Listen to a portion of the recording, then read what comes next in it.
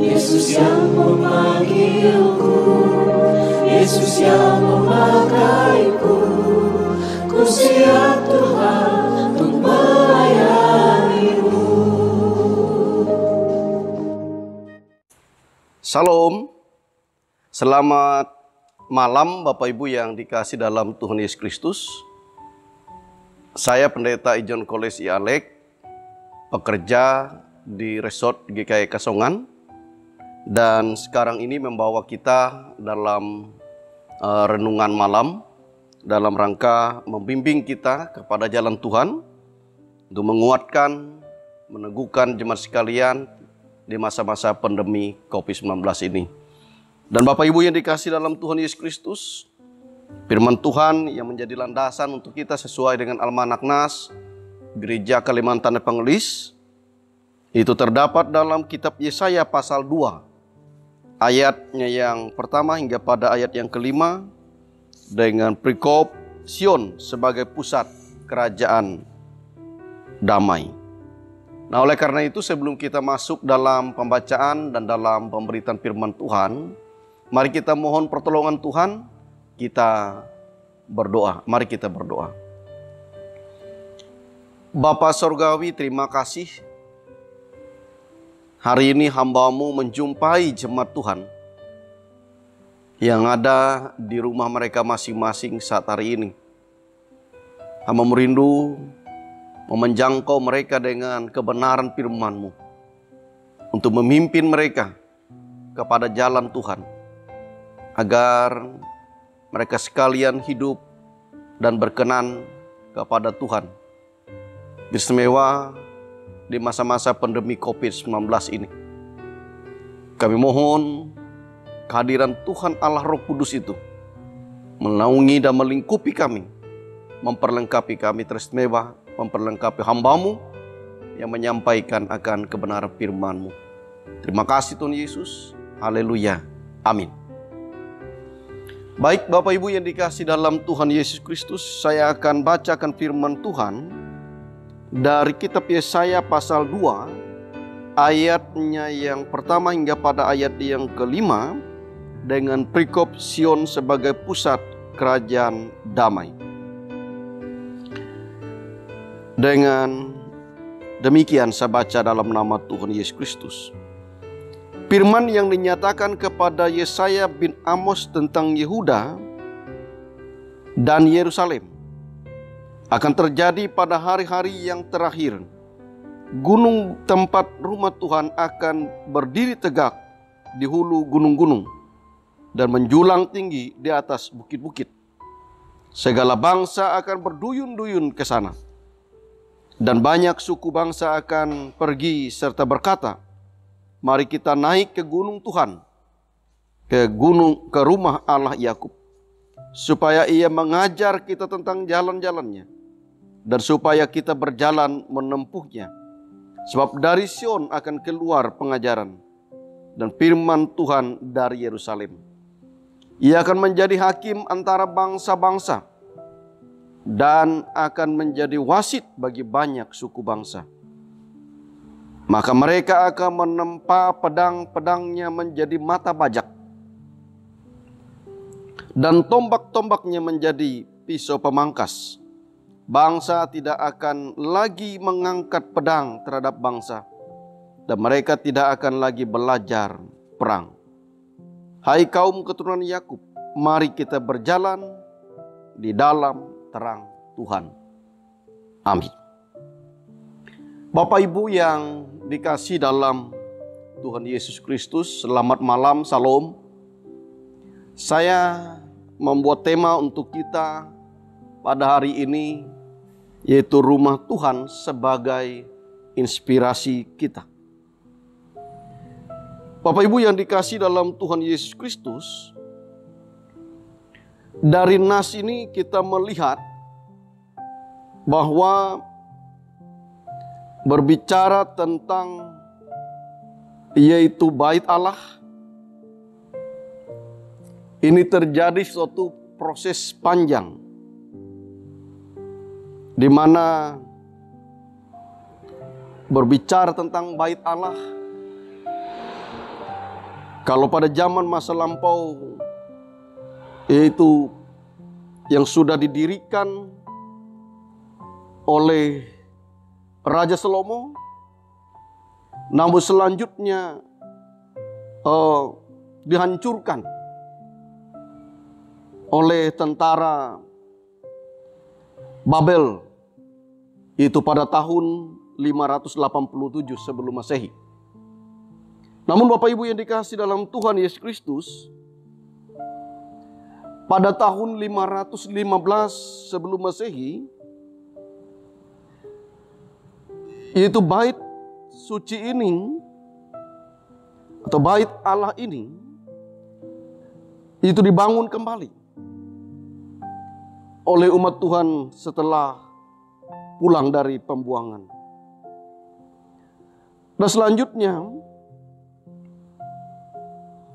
pada tahun 19 sebelum Masehi, ini terjadi renovasi besar-besaran oleh Herodes Agung. Namun sebagaimana nubuatan Yesus tentang runtuhnya bait Allah terjadi, yaitu kehancuran bait Allah itu sendiri itu pada tahun 70 sebelum 70 Masehi, dan ini dihancurkan oleh pasukan Roma atau pasukan Romawi di bawah pimpinan Kaisar Titus. Dan itu adalah merupakan satu rentetan perjalanan bagaimana bait Allah itu mulai dia berdiri sampai dia dihancurkan, dibangunkan kembali, direnovasi kembali, dan dihancurkan pada tahun 70 Masehi. Sampai sekarang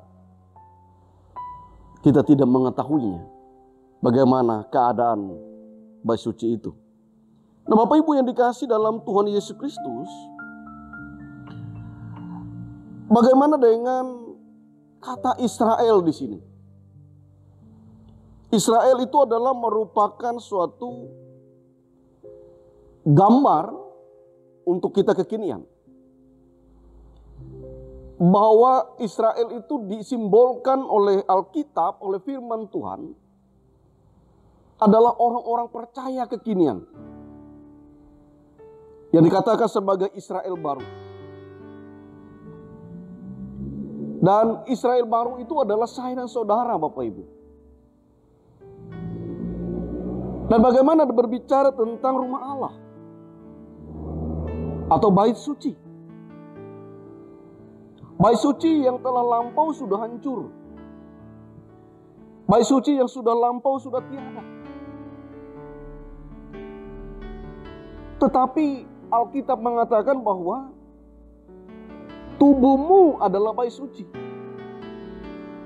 Jadi bagi orang percaya saat ini, Bapak Ibu yang dikasihi dalam Tuhan, bait suci yang sesungguhnya adalah tubuh kita, hidup kita ini, hidup saya dan saudara. Bahwa di dalam diri saya dan saudara, di sinilah tinggalnya kemuliaan Allah, tinggalnya hadirat Allah itu. Kalau dulu bait suci itu adalah merupakan satu tempat simbol kehadiran ilahi. Dan sekarang ini bagi orang percaya yang sudah ditebus dan diselamatkan oleh Kristus, bait suci itu adalah, sekali lagi saya katakan, adalah tubuh kita ini. Oleh karena itu Bapak Ibu yang dikasihi dalam Tuhan, kita jaga, kita pelihara tubuh ini. Kita rawat tubuh ini dengan baik. Jangan kita rusak. Jangan kita rusak. Supaya tubuh ini betul-betul menjadi satu tempat untuk menjadikan kita ini menjadi tempat Allah berdiam, tempat Allah bekerja, tempat Allah berkarya. Tempat Allah menyatakan dirinya dalam hidup saya dan saudara. Nah, Bapak Ibu yang dikasihi dalam Tuhan Yesus Kristus, bagaimana dengan kata bahwa akan berduyun-duyun, yaitu orang dari berbagai tempat untuk datang kepada rumah Tuhan atau kepada bait suci itu. Rumah Tuhan sekarang ini adalah merupakan, yaitu simbol daripada gereja sebagai tempat persekutuan orang percaya. Di mana gereja adalah merupakan satu tempat penempaan. Gereja disimbolkan sebagai bengkel untuk merenovasi manusia yang rusak, manusia yang berdosa, kepada kebaikan, kepada kemurahan Allah, kepada rencana Allah, kepada maksud Allah, untuk suatu tujuan manusia itu hadir di muka bumi ini. Jadi oleh karena itu dikatakan bahwa ada banyak orang yang berduyun-duyun. Di sini dikatakan datang untuk mencari pengejaran. Artinya gereja adalah merupakan satu tempat yang dicari orang untuk menghadirkan pengajaran yang benar. Untuk menghadirkan sesuatu keadaan bagaimana manusia itu hidup di hadapan Allah. Bagaimana manusia itu diubah oleh Allah. Bagaimana manusia itu dijadikan baru oleh Allah. Dan gereja, mulai dari pengejaran lewat gereja, dalam pengertian adalah rumahnya, sebagai tempat persekutuan orang percaya, di mana gereja menjadi tempat atau bengkel untuk menjadikan, mengubah atau membentuk manusia yang rusak menjadi manusia yang baik. Manusia yang tidak dapat mengendalikan diri agar dapat mengendalikan diri. Manusia yang cenderung untuk hidup dalam rasa emosi tinggi yang meledak-ledak menjadi tidak emosi tinggi meledak-ledak. Manusia yang tidak sabar menjadi sabar. Manusia yang tidak mengasihi menjadi mengasihi. Manusia yang sulit untuk mengampuni menjadi mengampuni. Itulah gereja.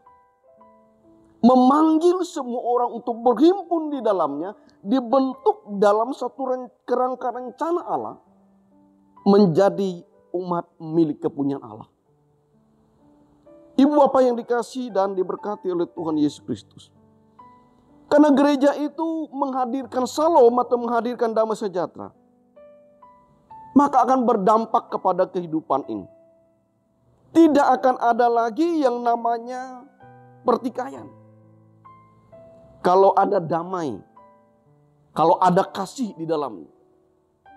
Nah oleh karena itu di dalam Alkitab mengatakan dalam ayatnya yang keempat, bagian B, C dan D, mengatakan mereka akan menempa pedang menjadi mata bajak. Ya ini berbicara tentang tidak ada lagi perang. Pedang tidak lagi dimanfaatkan untuk kekerasan. Dan tombak menjadi pisau pemangkas. Bangsa tidak akan lagi mengangkat pedang terhadap bangsa. Dan mereka tidak akan lagi belajar berperang. Ini terjadi ketika ada kasih yang dimunculkan, dihadirkan di tengah-tengah dunia ini. Dan gereja bertanggung jawab untuk ini. Gereja bertanggung jawab untuk menghadirkan kasih ini. Karena itulah tujuan awal daripada kehadiran gereja itu di bumi ini. Israel baru, itu umat kudus Tuhan. Untuk membawa dampak kepada dunia ini. Itu damai sejahtera, kedamaian, ketentraman. Bukan peperangan. Bukan pertikaian, bukan kebencian. Yang ditanam. Tetapi kasih, persaudaraan satu dengan lain, bergandeng tangan di santero dunia ini. Dan ayat yang kelima mengatakan, hai kaum keturunan Yakub, mari kita berjalan di dalam terang Tuhan. Ini seruan Bapak Ibu. Seruan untuk umat Tuhan untuk terus berjalan dalam terang Tuhan. Seruan kepada setiap umat Tuhan untuk terus menjadikan Tuhan itu menjadi penerang dalam kehidupan. Ia akan menuntun dalam kehidupannya, tidak berjalan dalam gelap. Himbauan ini adalah merupakan himbauan bagi saya dan saudara. Himbauan ini adalah merupakan himbauan bagi jemaat sekalian. Agar kita bersama-sama untuk ambil bagian, berperan, serta kita membangun damai sejahtera. Menghadirkan salom, menghadirkan terang ilahi dalam kehidupan kita. Oleh karena itu Bapak Ibu yang dikasihi dalam Tuhan, biarlah kita ini dapat menjadi Israel rohani, yang dapat memimpin banyak orang kepada jalan Tuhan. Hingga damai sejahtera itu terwujud. Dan hendaklah sebagaimana tema yang saya sampaikan bahwa yaitu bait Allah menjadi suatu yaitu inspirasi untuk kita semakin bersemangat untuk memuliakan Tuhan. Semakin bersemangat untuk menempatkan Tuhan, kehadiran Tuhan dalam hidup kita. Pribadi lepas pribadi kita. Hingga nama Tuhan boleh dipuji, dipermuliakan.